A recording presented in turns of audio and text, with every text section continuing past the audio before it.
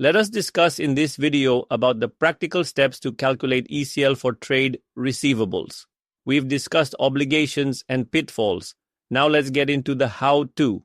When I first explain ECL calculations to a team, I like to break it down into a step-by-step process. It demystifies what can seem like an overwhelming task. Think of it as building a model piece by piece. Step 1. Segment your receivables. Not all customers are created equal, right? So why would we assume they all have the same risk? Start by grouping your receivables into meaningful categories. Maybe you separate wholesale clients from retail customers, or domestic from international, or by industry. And definitely by age. A fresh invoice isn't as risky as a 120-day-old one. The idea is to capture different buckets of risk. If you treat a 1-month-old invoice the same as a 6-month-old one, your model's already flawed. So list out your trade receivables and create categories. This could be a table with columns like current, 1 to 30 days past due, 31 to 60 days, etc., and perhaps rows for customer types or regions. Step 2. Look at the past. Historical loss rates. Now, for each of those buckets, ask, historically, how much do we not collect? Maybe you find, for example, that on average 2% of your 31 to 60-day receivables end up as bad debts. But for the 90-plus day bucket, that jumps to, say, 15%. These percentages are your baseline loss rates. To get them, you might need to dig into a few years of your own data. If you haven't tracked that before, this is a good time to start. Some companies might use industry benchmarks here if their own data is thin. The key is to ground your ECL model in reality. What's actually been your experience or something close to it? Step 3. Add the forward-looking twist.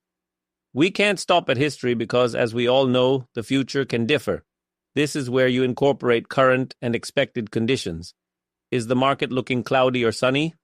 For example, if interest rates have gone up, some customers might face a cash crunch. Could that increase defaults? Or perhaps you know a new government policy is going to ensure faster payments in your industry. Maybe risk will decrease, It could be macroeconomic factors like GDP growth forecasts or something specific like a commodity price affecting your customers. Try to quantify this. One practical approach is scenario analysis. Imagine a baseline scenario, a bad case, and a good case for the economy or your sector.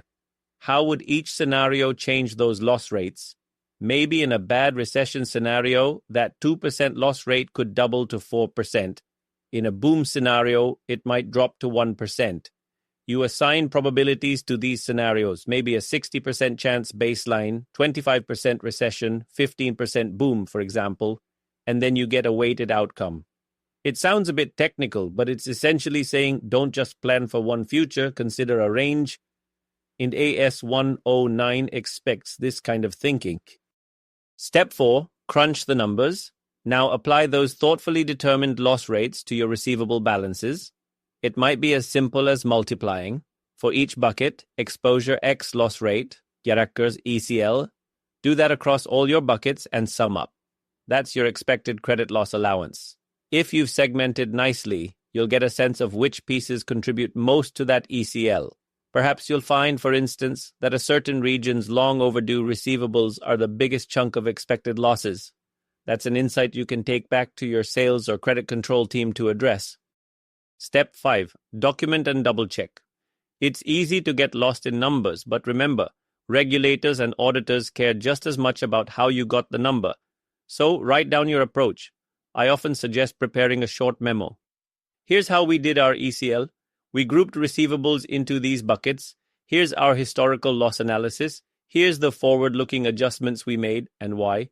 And here's the final result. Also, get a fresh pair of eyes to review it.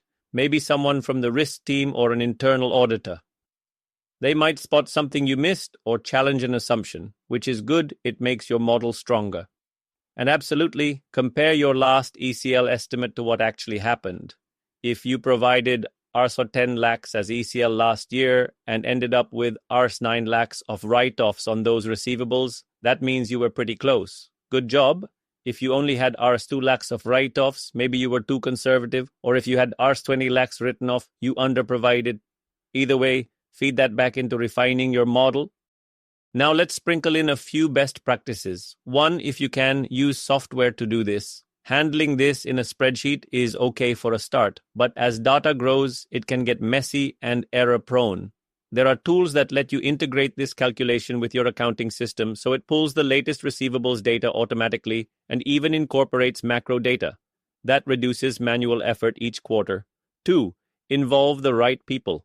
Forecasting credit losses might need inputs from your collections team. They know which customers are problematic, or from economists if you have them, or at least get your finance team together to brainstorm what forward-looking factors to include. 3. Keep it proportionate. Focus on material risks.